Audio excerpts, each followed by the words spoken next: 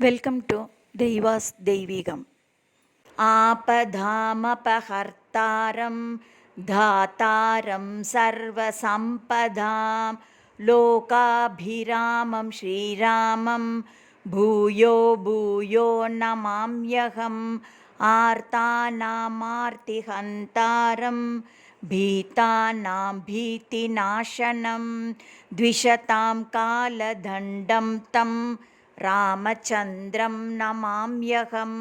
నమః కోదండహస్తాయ సంధీకృతశరాయ చ ఖండితాఖిల దైత్యాయ రామాయ పన్నివారిణే.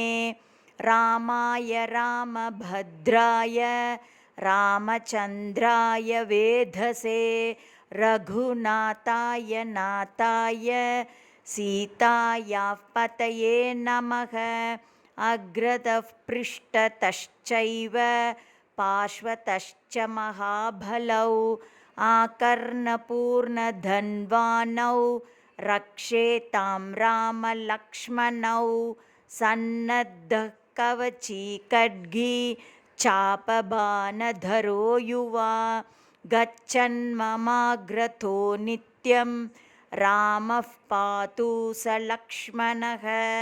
అచ్యుతానంత గోవింద నమోచ్చారణభేషజాత్ నశ్యంతి సకలారోగాస్ సత్యం సత్యం వదామ్యహం.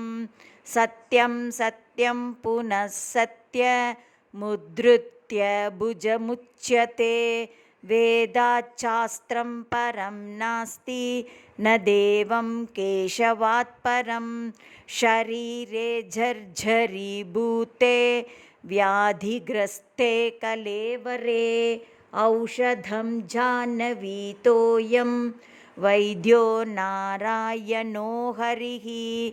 ఆలోడ్య సర్వశాస్త్రాణి విచార్య చ పునః పునః ఇదమేకం సునిష్పన్నం ధ్యేయో నారాయణో హరిః. ఇది శ్రీరామర్ ఆపదుద్ధారణ స్తోత్రం.